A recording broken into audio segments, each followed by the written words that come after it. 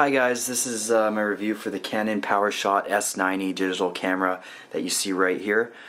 This camera came on the market around 6 months ago. It cost I believe $430 when it debuted, but I picked it up a few days ago for around $330, and I think it's an excellent little camera and has a good amount of value.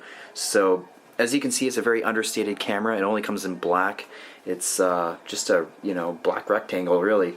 And what makes this camera so special, of course, and if you're watching this review, then I expect you probably know something about this camera. It's of course the large image sensor that's inside. It's about 50 or 60% bigger than what you'll find in the average compact camera. And there's only really a few cameras on the market, like the Panasonic LX3 or the G11, that features a large image sensor and something quite small. But this camera is actually quite a bit smaller than the LX3 and G11, so this is really the only camera that I would say can fit in your pants pocket that features a relatively fast lens and a relatively large image sensor. And just to give you a little size comparison, I'll show you my iPhone, and you can see it's smaller in 2 dimensions there.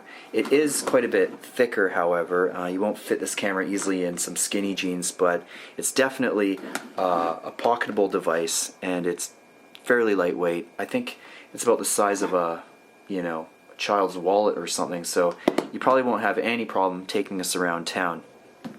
Now, the camera comes with only a few things, including this wall-mounted charger. It's really a smart design. It's very compact. It's a bit smaller than the actual camera, and of course the Canon battery that they use in several of their higher end cameras. So I'll just show you how to load the camera. It's right down here, or load the battery rather. Fits in nicely there with a bit of a lock and an SD card, just so we can test it out. So there you have it. The on button is on top right here, and I'll just hit it and show you how fast it takes to start this camera up. So click, pretty quick, and again shutting it off. There is the standard controls right here, like zoom and a wheel for selecting the mode you want to shoot in. Basically I either stick to automatic when I need to take a shot really fast and I don't have time to frame it, or video mode. I'll get into that in a moment. But really, people who use this camera are going to be using this camera in manual mode. This camera is meant for manual operations, and I'll show you why in just a sec. So in manual mode, you can see here, or maybe you can't, I have control over, right now I have control over the shutter speed and the f-stop, and it's telling me that the shutter speed is going to be controlled by this little wheel right here. So by moving this wheel, you can see I'm letting in more light or less light, and the front ring which goes around the lens here is a rather much talked about feature of this camera.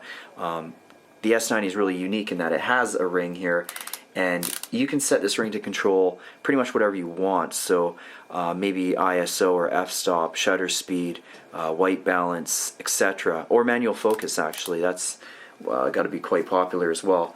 So with 2 different ways of controlling the camera at the same time, I think you can frame your shots quite fast, just like you would with a DSLR. And there's a button right here, ring function, which will actually let you choose what you want that front ring to adjust. So I'll leave it on, let's say, aperture. And now I'm adjusting the f-stop, as you can see. The image getting darker. Regarding the f-stop, this camera features a relatively fast lens. If you're not zoomed, you can get an f-stop of 2. So that's going to let in a lot more light than your average compact camera. And together with the relatively large image sensor, you have a system that can shoot in low light levels much better than your average compact camera. And that's primarily why I think people would buy this camera. They want something that fits in their pocket. They want something that can take great photos in good light and also decent photos in low light. Together with this control ring and the setup they have here to control the camera in manual mode, I think it's a wonderful package. And people who are either coming from DSLRs who want a pocket camera to bring with them wherever they go are going to instantly be attached to this camera. And people who are upgrading from you know, a crappy little pocket camera and they want something that can actually shoot indoors, they're going to be mega impressed by the image quality coming out of this camera. So that's manual mode. You can adjust this back ring to control whatever you want as well. Right now I have it set to shutter speed. And this is light level right here, so it'll just tell you at a glance if your shot is over or underexposed. To get into ISO, I have it set so you just hit the center button here and immediately you can start changing the ISO value. So with those three controls at my fingertips, you know, I can pretty much do whatever I want. You can also get into manual focus quite easily. You just hit over and here we go. I'm in manual focus mode now.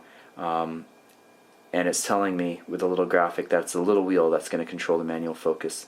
I can swap those. I can swap wheels basically and put the manual focus on the front ring if I wanted to. So in automatic mode, and I'll just show you really quickly here.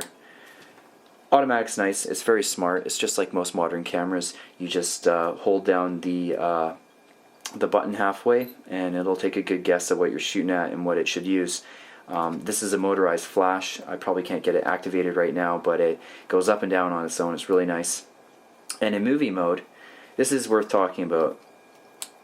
Canon decided to go with a special sensor, image sensor in this camera. I think it's produced by Sony, and it won't actually let the camera shoot in 720p, which is you know, an HD mode, of course. So you're limited to Super VGA 640 by 480 or a 4:3 aspect ratio. It's a bit disappointing, but the video quality coming out of this camera is very good. It compresses the video to 10 megabits using H.264 codec, and the video that I took in low light levels, outdoors, indoors, good light levels, was very good quality actually. I was very impressed. Of course, the resolution is clearly a bit blurry when you full screen it on a large monitor, but it's very, very decent. And I think there's probably a lot of compact cameras on the market right now that shoot in HD and probably have worse quality video than the S90 produces. So I'm just throwing that out there. I shoot with the Panasonic GH1 normally in HD mode. That's what I'm shooting right now,